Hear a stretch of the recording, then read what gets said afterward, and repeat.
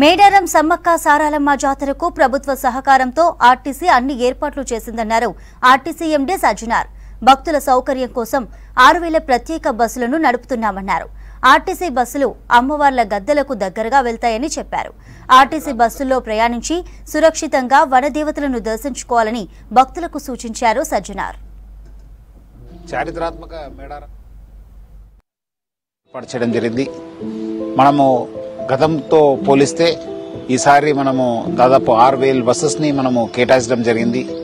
ముఖ్యంగా ఈసారి మహాలక్ష్మి పథకం ఉండడంతో ఎక్కువ మహిళలు, ఆడపిల్లలు, థర్డ్ జనరల్ వాళ్ళు వస్తారని చెప్పి మనము అంచనాతోనే ఈసారి మన బస్సెస్ కావచ్చు, క్యూ లైన్స్ కావచ్చు, పార్కింగ్ ఫెసిలిటీస్ కావచ్చు, అకామిడేషన్ ఫెసిలిటీస్ కావచ్చు, అన్ని కూడా మనం ఎక్కువ చేయడం జరిగింది.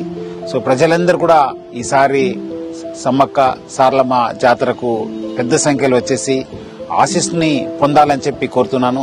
అదేవిధంగా అక్కడక్కడ కొన్ని బస్సెస్ మనము విడ్రా చేయడంతో కొంత బస్సెస్ కూడా తక్కువ ఉండొచ్చు. ప్రజలందరూ కూడా మా డ్రైవర్స్, కండక్టర్స్, మా సిబ్బందితో కూడా కోఆపరేట్ చేయాలని చెప్పి నేను మరీ కోరుతున్నాను.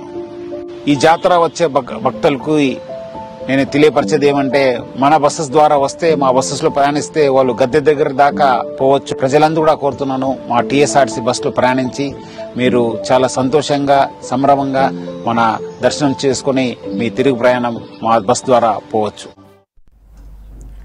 మేడారం సమ్మక్క సారక్క మహాజాతర ఈ రోజు నుంచి ప్రారంభమైంది.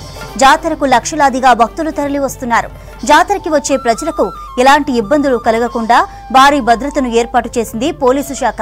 జాతర విధుల్లో 14,000 మంది పోలీసులు పాల్గొంటున్నారు. కమాండ్ కంట్రోల్ రూమ్ ఏర్పాటు చేసి భద్రతను పర్యవేక్షిస్తున్నారు. 500 సీసీ కెమెరాలు, 15 డ్రోన్ కెమెరాలను సిద్ధం చేశారు.